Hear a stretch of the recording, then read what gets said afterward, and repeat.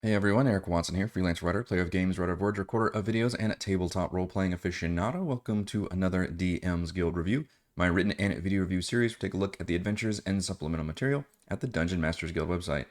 With this video, we'll be reviewing the adventure and sourcebook Reign of Rot, part of the Doomed Forgotten Realms series, designed by Scott McClintock, Buck Webb, Marc, Altfuldisch, Daniel Kahn, Billy Middleton, Isaac Minarik, and Kathleen Harrington for Dungeons & Dragons 5th edition.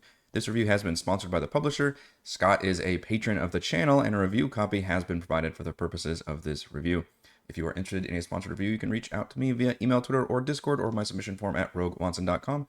If you enjoy the content, consider using my affiliate links for online shopping and supporting me via patreon.com/roguewatson. Welcome back to the Doomed Forgotten Realms. You may be familiar with this series because I believe I've reviewed every single one of these products, and Reign of Rot, I think, is the 5th release so far. There's been the optional Academy of Adventure starter adventure. There was the Sword Coast Gazetteer, or no, that's Sword Coast, the Doomed Forgotten Realms Gazetteer, which helped provide a entire source book for the Doomed Forgotten Realms. And then there was the Rise of Vecna and Fall of Vecna mega 2-part campaign that eventually led all the way to level 20. If you're not familiar with Doomed Forgotten Realms, then strap in because you are in for a real treat. This is essentially an apocalyptic, not even quite post-apocalyptic, it's kind of present apocalyptic setting in which all of the storylines from 5th edition have happened, and they all either failed or succeeded, depending on which side of the coin you're looking at. Basically, evil triumphed in every single one of them. All the bad thing happened. The elemental cults are running amok in the Desaran Valley. Tiamat has been fully raised. The giants have been decimated and dragons have supplanted them. The death curse is running rampant, and it was all due to Vecna. Vecna was the big bad who has orchestrated everything and is really the Thanos behind all of these adventures. And all of that you can play out in Rise and Fall of Vecna, which are really cool adventures that I would definitely recommend. Reign of Rot, then, is Dune Forgotten Realms via the Underdark, specifically coming off of Out of the Abyss. What if all of the demon lords that were summoned in Out of the Abyss were not dealt with by heroes? Instead, they were able to run amok and just absolutely lay waste to the Underdark. Interestingly, this one, more than any other of the releases, can actually be played quite separately. I mean, the Underdark is, kind of separate from the rest of the Faerun in general. But also, interestingly enough, you really don't even have to run it in the Doomed Forgotten Realms setting. If the idea of running a giant, huge world upheavaling, apocalyptic setting, that's really going to change, obviously, your Forgotten Realms. If you don't want to do it as a what if or something, then you could just run this as an Underdark setting. At least the adventure that's included in here, with the caveat that it just includes basically one of the demon lords having successfully done what they were trying to do in Out of the Abyss. Now, this is labeled as Underdark Volume 1, which I believe means there's an Underdark Volume 2 still coming that probably continues the adventure and actually uses more of the Demon Lords. This one is surprisingly a low-level adventure, despite the huge, bigger stakes and the bigger danger, the fact that the Underdark has been cranked up to 11 since all the Demon Lords are running loose. But instead, it's a level 1 through 7 adventure. And the adventure itself takes up about 2/3 of this book, and then the other third, it's a 100-page book, is the setting to allow you to craft your doomed Underdark, which is given a lot of awesome details. There's some kick-ass stories, the fact that all these demon lords were successfully summoned. So you've got Yenogu has just slayed Baphomet with his huge gnoll army, and now there's a bunch of demon gnolls, what they call them, gnoll fangs or something, running loose in the Underdark. The Demogorgon battled Orcus in this epic battle above Menzo Bronzin and defeated Orcus, stole the Wand of Orcus, and just laid waste to the entire Drow city, and now claims that as his lair. Jubilex has been destroyed, and parts of it has been scattered around, but now it forms like this giant, kind of almost sentient acid lake that has kind of taken over the Dark Lake in the Underdark, and Zugtmoy has successfully merged with what's the giant fungus thing, Aramikos, and become Zugtmikos. So now basically now her presence extends throughout like a big chunk of the Underdark, and there's whole The whole theme of the adventure is this fungal horror, not unlike maybe The Last of Us or something, with creating a bunch of fungus zombies and spore servants and things. So a lot of craziness going on here, and the sourcebook part focuses on all of the demon rampages, all of the events from all of those 5th edition adventures that have spilled over. So there's elemental evil cults that have succeeded in the Disarm Valley, so now they're down below. But it's mostly all the demon lords and how all those events have created these new factions, these new locations. There's only like one real safe city. The Drow are hated. They're blamed mostly correctly, I guess, although it wasn't the Drow collectively. It was a few bad eggs for summoning the demons in the first place. So Drow are shunned by the rest of the Underdark, and instead you've got the the Deep Gnomes, the Dwergar, trying to like eke out a living in these horrible conditions. But just a great breakdown of different events and locations and how they matter. Gracklestag, the Dwergar capital, has been taken over by the Cult of the Dragon, for example. So and the Jubilex, I think, has taken over. Yeah, I mentioned the Dark Lake. The Mind Flayers has been home to a bunch of undead demons from Orcus, because of course you cannot kill what is already dead with Orcus. So I really thought it was a neat backdrop to learning about all these different events, similar to all the other Dune Forgotten Realm stuff. Basically, it's a well put together source book. It makes it interesting because it's just cranked up to 11, and it's one of those just insane what ifs that can go really fun with all these different events. But more than that, also it has just great chapters on, hey, here's how to run an Underdark that's got scripted encounters, that's got these really nasty environmental effects. There's a dozen of these different mushrooms, because again, we've got the Zogdemikos is a major part of the Underdark, so there's just fungus shit everywhere. So instead of harvesting plants, you're probably harvesting mushrooms and making those into grenades or healing potions and all these other magical effects. Huge environmental effects section. I love this scripted travel encounters. They're just random encounters. This is what I really like, by the way. I want to emphasize this. Don't just give me tables of random encounters. Instead, do exactly this. Give me some interesting, fewer but more interesting travel encounters that I can run that just do a good job of showcasing the craziness of the Underdark, certain events that are happening, things that tie into the world. And I mean, these are paragraphs and paragraphs of interesting things, like repairing infernal vehicle for a bunch of Hell Riders. So that's obviously coming out of Descent into Avernus, which of course successfully dragged Baldur's Gate into Hell, and now that is just a gaping kind of hole and represents a easy path to and from the Underdark. There's a cool bit about Draugar, which are kind of shunned spawn of Dwergar and Drow that you can rescue and actually get like kind of a fun NPC with you. Just some little fun, neat things you can do with all these scripted encounters. So huge thumbs up to that. So that's about the first 30 pages is just good kind of world building and interesting sourcebook stuff for Doomed Underdark. And it does come into play here because in the adventure that starts at chapter 4, there are opportunities for traveling around the Underdark. And so that's when I would definitely reference this whole section and the background stuff. That being said, you don't necessarily need to, we've got all these Demon Lord stat blocks, for example, which are new, which is cool, but none of them really play into this adventure specifically. This is a low-level adventure, and you're not really, coming across a Demon Lord or anything at this level. But I love this adventure. I have reviewed all of the Doomed Forgotten Realms products. I think each one I've enjoyed better than the last, and it's been just really fulfilling for me to be able to see the evolution of this team as game designers, as adventure crafters, as book constructors. And this is, I think, my favorite. I'm already gonna spill the beans on this. I think my favorite overall release, even though I'm not even big into the Underdark personally. I reviewed Out of the Abyss back when it came out on Roll20 and have really not thought about it since.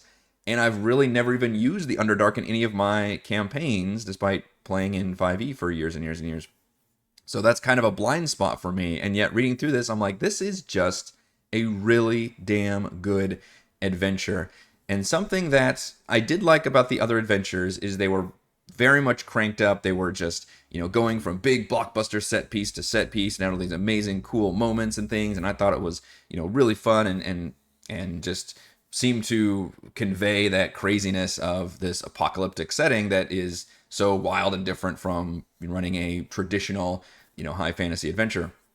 And yet, this one, while it still has some of that, it feels not necessarily more traditional, but I think it's just paced better than the other adventures. There's breathing room. There's actually like some really intensely emotional story beats in here. There's a great use of an NPC who's been drained by an Oblex, and you have to kind of retrace his steps to find out the terrible things that happened in order to get some information from him. And of course, it involves like cool dungeon crawling and stuff in the end. But there's just some really impactful moments, and there's a great use of horror, as I mentioned, with the kind of Last of Us style, like fungal zombies and horror things going on, and people almost aliens-esque, where you find people and they're like, kill me, that kind of thing. It's just a great balance of all those different elements, I think. And I adore this adventure. I think it's fantastic. It starts off very similar to uh, kind of Tyranny of Dragons in a way, or the Dragon Queen, with a big attack on the player's little town that they're in, village, outpost, whatever. Except instead of it coming from a dragon from above, it is a purple worm bursting out of the ground from below, enslaved by a bunch of powerful demon-inspired gnolls. Now, of course, the players are level 1, so they can't really battle any of that, but they can go around and do all these different things. It's very similar to Horde of the Dragon Queen, which I think is a great. I'm not bashing the adventure for copying that style, by the way. I love all the adventures that are like, yeah, let's fucking start off with a bang and crazy shit's happening. Immediately got to go into it. That really helps, like, especially if it's a new group. Like, if you've got this exciting action sequence to start with, suddenly you don't have that awkward, like, all right, let's slowly introduce our characters and talk about, try to get a feel for how we're going to role play. And so it's like, oh shit, we got to, like, go immediately into doing all these crazy things.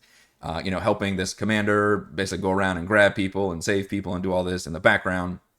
And the whole thing, and you can do things. There's a fun, like, little MacGuffin scroll you can get to free the purple worm, and that stops the entire attack, which is fantastic. And then you go and do some follow-up work and say, why they haven't the reinforcements come? You go to the nearby mercenary fortress outpost to find out where they are, and it turns out that Zugtmoy's fungal growth has reached all the way up into this area, and you go down, and that's when it starts getting into this kind of horror level of finding some of them who have been turned into spore servants, and realizing that this basically this awful fungal demon presence has been spreading so far into the Underdark that now it is even spreading up into the surface. And then your first goal after all of that, I believe we're level 3 right now, is to journey into the Underdark and meet with a Deep Gnome Druid who can try to basically right this terrible, terrible process.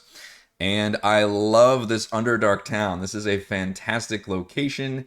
It's got an ogre chef, a lovesick Azer, a friendly gelatinous cube that people like throw coins into. And yes, there are references, because I believe that cube is in Out of the Abyss, to a ton of characters and events from Out of the Abyss. Again, I'm not that terribly familiar with the adventure, last saw years ago.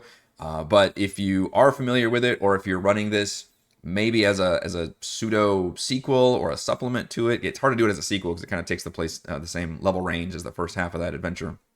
But there's a lot of callbacks into the fact that adventure kind of happened, but now everybody's in different situations and different scenarios. This is a really, really cool outpost of an Underdark city, though. Something that I think was maybe missing from the other ones. I didn't really get a good sense for interesting like towns that you could interact with in the other Vecna campaign series, for example. So this was a really, I thought it was a great treat and one of my favorite parts of the adventure, because you need like, what is it called? A writ of Zentarum or something. You need a writ of passage from the Zentarum. You need something to be able to go talk to the druid. So it forces you to go and do all these different side quests and kind of help people and do a lot of fun role playing elements. And then it involves some cool, like I said, there's that following up on the drained man from the Ublex, and you go into like these different dungeons and you retrace his steps, realize his entire family was killed and he voluntarily got drained by an Oblex. And it's just this awesome, really impactful moment where you eventually come across his daughter, who's the one survivor of his family, and they reunite. It's this big tearful moment. I was really impressed by this. I don't really get a lot of to where I'm like, oh my God, in an adventure like this. So I thought that was absolutely amazing. And actually, heroes can have this moment that could be as dark or as joyful as can be, depending on the group and the DM. And then it involves a series of cool dungeon crawls and exploration through the Underdark as we go to Neverlight Grove, which is definitely a location from Out of the Abyss. And there's a moment here where you have to do these different demon shrines and do all these kind of mini events. in order to get the mark of these different demons. They all have cool like thematic challenges to them before you finally get in there and fight this powerful mini boss fight, and then that will lead you to the final dungeon, which is this big, of course, fungus nightmare dungeon crawl where you're taking out what Zugdemoy, or Zugdemikos, I guess, is trying to do, which is, even though she has become this powerful entity, she's not really mobile. She's just kind of this growing, large fungal growth, and she's creating an avatar for herself by capturing a beholder, and thus that becomes, I think the boss of this first campaign is this cool, like, basically Spore Servant Beholder creature. So it's a really two-part dungeon, and it does the Super Metroid thing, where you defeat it, and then Zugdemoy is like suddenly aware of your presence and then screaming at you, and you have to haul ass through the dungeon while all this crazy shit is happening. There's this whole bullet point list of things that are like change and happening as you're trying to leave the dungeon, which is really cool. I've not seen that really used much in D&D. The classic like, oh shit, it's a load bearing boss, we have to get the hell out of here. But I thought that's a really good use of it here. It makes it does a good job of saying like, hey, we struck a serious blow to this very powerful entity. But now this entity also is very powerful, and oh shit, we gotta get out of here because we're only like level, I think, 7 by the end, 6 or 7. So I thought it was just an incredibly cool adventure. It has a lot going on, really well paced. I enjoyed the hell out of it, even as somebody who is not too into the Underdark. And like I said, you could run this even outside of the box of the Doomed Forgotten Realms or Doomed Underdark, and you could just run this as an Underdark adventure, instead of Out of the Abyss. And just have it be that, well, the Demon Lord Zugdemoy has gotten, out of hand. And you have to change a few things to see. If you don't want the Demon Lords running around, then maybe it wouldn't quite be as dark and dreary in the Underdark. But I thought that was a cool way of looking at this adventure. Whereas the others, you very much have to be locked into the fact that it's apocalyptic Forgotten Realms setting, so you can actually do that kind of separately. And then we've got some additional stat blocks. There's some improved Demon Lords. None of them, as I mentioned, actually play into this adventure, but it's cool to have them, and some new stat blocks and a few magic items and things. I think overall this may be my favorite of the Doomed Forgotten Realms books. It's just very impressive from an adventure standpoint, from a supplement standpoint, and even from somebody like me who's not super into the Underdark or as familiar with the Underdark. I thought it did a really cool job, especially did a great job of focusing on just one of the Demon Lord goals from Out of the Abyss, in this case Zugdemoy, and running with it, basically being like, all right, that's the adventure, then that's the whole thing. And it feels very tight, it feels very focused. It still lets you show off a lot of the craziness of the Underdark and the different horrors, but it also creates this neat, like, here's the villain, and then they have a very themed, like, minion thing, which are all the Spore Servants, and you can enter in with all these really cool, creepy horror, dungeons and events, and it becomes this, kind of Aliens-esque thing, basically, or Last of Us thing, and I thought that was just a really cool angle to take for this particular adventure. All right, let's go over my pros and cons for the Reign of Rot. Pro, the Doomed Underdark, which is essentially what I'm calling the supplement portion of this book, features updated demon lords, nasty environmental effects, detailed location breakdowns, and interesting scripted encounters. Basically, the first 30 pages of this book are just pure source book for building specifically a world in which Out of the Abyss went terribly wrong for the heroes, and the villains absolutely took over, and how to run things in there by giving us some really cool looking maps and just some very easy to read and interesting, location breakdowns. And also I really like those scripted encounter section where it actually has ways of reflecting the world, and it feels like those are meaningful encounters versus just randomly throwing monsters at you from the Underdark. Pro, the expertly paced adventure showcases the Underdark through fungal-themed horror. Just absolute huge thumbs up to this adventure. It does an awesome job of showcasing the Underdark and fungus creatures, giving us some new stat blocks, and giving a lot of modified, the Spore Servant modified stat blocks of existing Underdark creatures, and also that really fun town of just, hey, here's how to interact with a bunch of cool Underdark creatures. We are not just battling them constantly, but instead they're kind of carving out a little slice of survival for themselves. And another pro bullet point is that it can be played with or without the Doomed Forgotten Realms backdrop. Unlike, I think, all of the other Doomed Forgotten Realms releases, this one specifically, and I like the Doomed Forgotten Realms. I like that setting. I think it's cool. It's very apocalyptic. It's awesome. But I realize that a lot of folks might not be able to want to take that leap in completely destroying the Forgotten Realms, even for like a separate campaign. In this way, you can kind of just run this as an Underdark adventure. You might have to make a few tweaks here and there, but just, hey, Zuggtmoy is, somehow merged with the giant fungal growth in the Underdark, and that has created a huge freaking problem in here. I guess one little caveat here is that it doesn't necessarily feel like a part 1, but it does end at level 7. This is not a full-on giant campaign, but it's not advertised as such either. And it's I would probably describe it as longer than Lost Mine of Phandelver. I think it was the Acquisitions Incorporated game that was also kind of similarly lengthened, where it was maybe you end at like 6 or 7 instead of 5 or something. But you're not really going all the way to level 12. But I still feel like it had a great beginning, middle, and end. It does have the big boss fight, like I mentioned.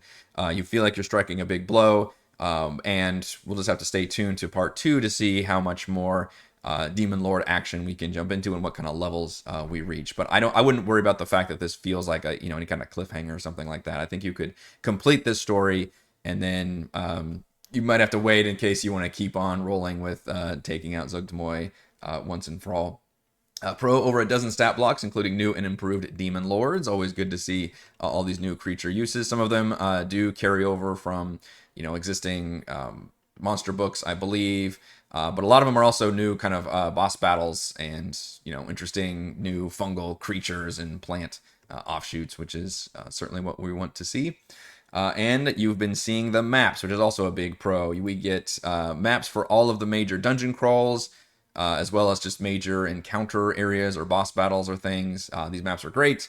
There are, I believe, around 10 of them. They're fully colored. They're detailed. We also get them in DM, player, and non-gridded versions for VTTs. It's always been a huge pro of mine for the Doom Forgotten Realms series, is getting awesome maps as somebody who obviously plays a lot of virtual tabletop uses. So that's really great to see, another reason why I would be very willing to jump in and run these adventures. Cons, honestly, I really don't have any, and I think this is the first Doomed Forgotten Realms release, I think, that I have no real complaints. If anything, it leaves me wanting more, but there's so much content in here that I'm not going to say, oh, well, it only goes to level 7. Like, it feels like a complete adventure, and the other third of the book is all additional source book stuff. If this were just the adventure, this would be perfect. I would think, hey, this is awesome. Great. What an awesome release. It's a cool Underdark adventure. And yet it gives you an additional 30 pages of, source book, world book building for crafting your Doom Forgotten Realms, for giving you all those other, scripted encounters and environmental effects and ways to make things come alive in between going to all these different areas. So it's very much content complete. Even though it says Underdark Volume 1, this is absolutely content complete, and I'm very excited for what Underdark Volume 2 can bring. Final verdict, Reign of Rot brings the excellently apocalyptic Doomed Forgotten Realms series to the Underdark with 1 part helpful source book and 2 parts compelling adventure.